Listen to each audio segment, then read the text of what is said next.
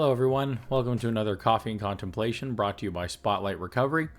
It is May 15th. No, we don't have Joker quotes here for the reflection, how cool that may be, and also hard to tie to recovery, I'm going to assume. But just on the topic of not taking things too seriously and about laughing and just laughing and enjoying your life, enjoying your recovery a little bit more. It's easy to take recovery too seriously and think that it's all work. So I think it's important to talk about the flip side of it too. So we've got that for our reflection today. So let's get into it. That day is lost on which one has not laughed. French proverb.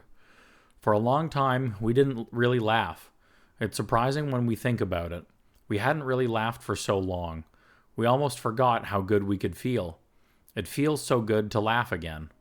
Now, our spirits come alive, more alive each day. Now, we feel what alcohol and other drugs stuff deep inside us.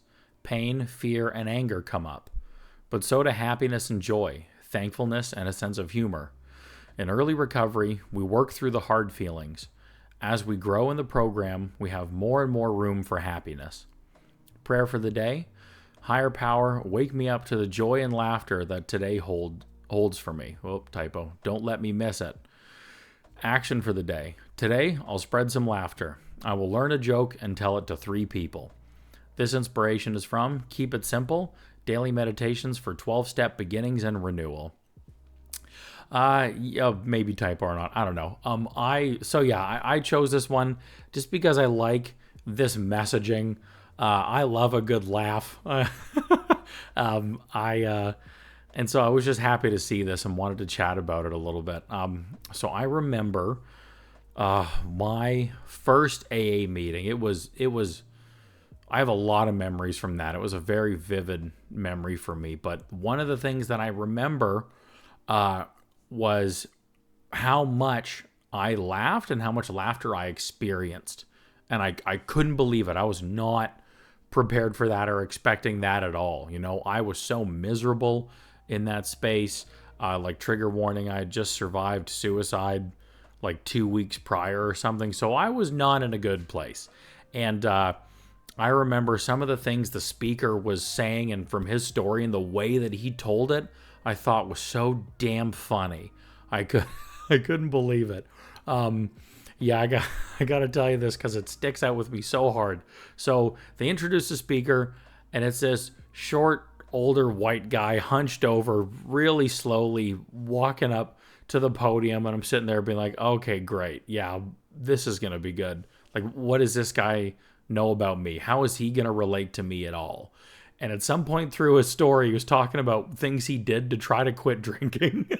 And so the one he says, he's like, all right, so I went out and I bought a big bag of Coke and a big bag of Valium, and I said, okay, it's time to quit drinking. Oh my God. It is the little old guy. He's been sober for like so long. It's like the way that he presented.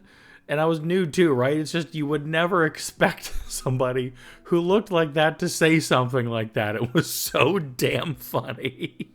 Oh my God.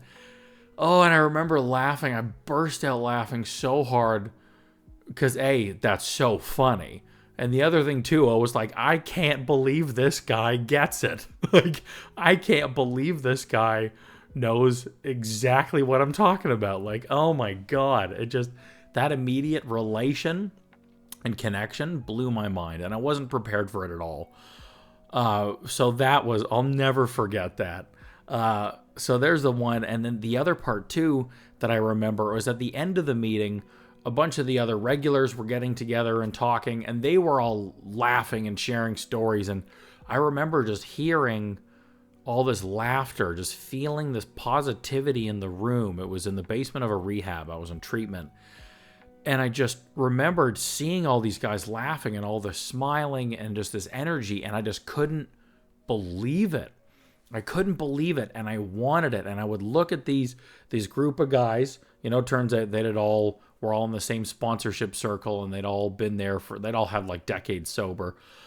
And I just remember wanting that. And I was like, I want that. I'd had glimpses of it, laughing, hearing the speaker, but I was like, I want that real freedom. Because it's like, as addicts, like, we know what full of shit sounds like.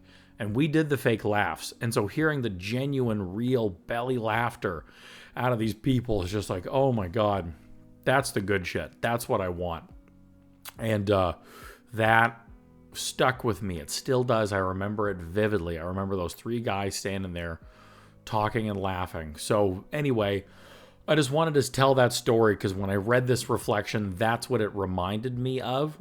And it's great just to have that vivid memory. It's just so cool. So I just really like that. I really like that that's still there. And so I like that they talk about this. And so it's true, right? Like, in our addiction, as things got worse, like it says, for a long time, we didn't really laugh. You've heard me say before on the show, I don't buy into the our addictions were always hell and horrible and all the worst. Like, that's garbage. If they were, I wouldn't have kept doing it. So no, there were times in my addiction that absolutely were great, and it started off great. Well, that's not true, but that's another discussion. I had fun. I genuinely laughed in addiction. But then as things got worse, I didn't. And then time and years went by, and I didn't. And just all of a sudden felt like I turned around and couldn't believe how miserable I was. So that really stood out for me. So what it talks about in here, right? We hadn't really laughed for so long. We almost forgot how good we could feel. I absolutely forgot how good I could feel.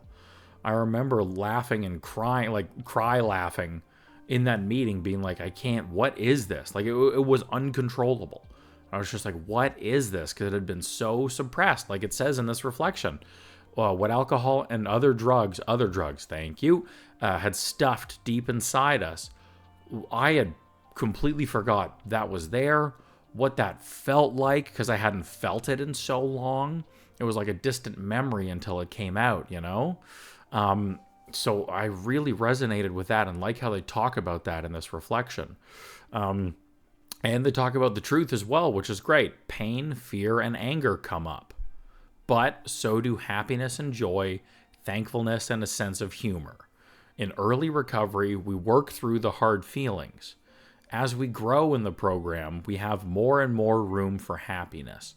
So they don't paint you the hunky-dory, everything's funny now picture either. They tell you the truth about it.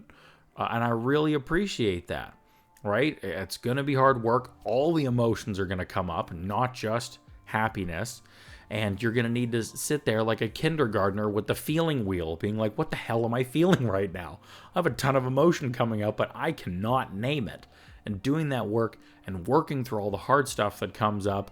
And then what's that end result? You do that work, you let it go, and let go of character defects and these other things that are blocking you from happiness and usefulness.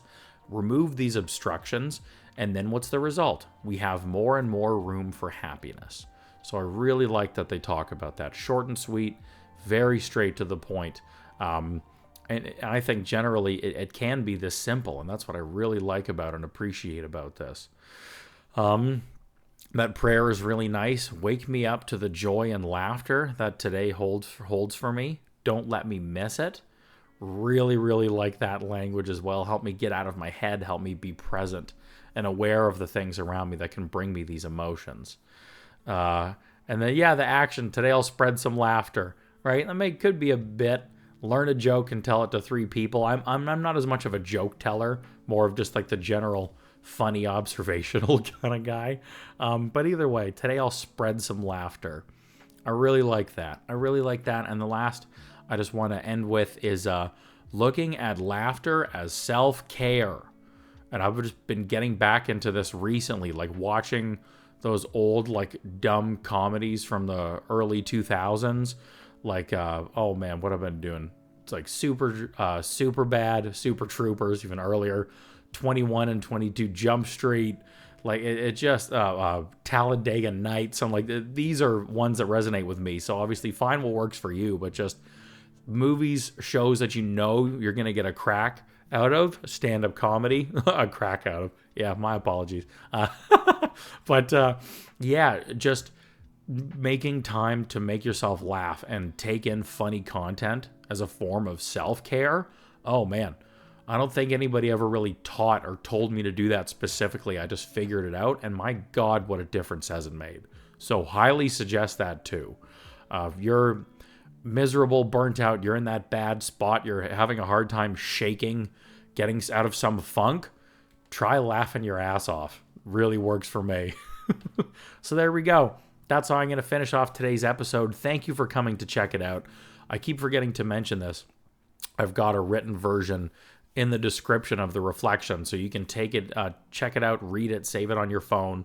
So take a look at that, and then in that description, there's a whole bunch of other ways that Spotlight Recovery can support you, and you can support Spotlight Recovery, okay? So take a look. You can get a lot more out of this podcast than just today's episode to help you in your recovery, okay? So until then, enjoy the day. Wishing you a blessed 24 in your recovery. Hope you get to laugh your ass off, and we'll see you again tomorrow.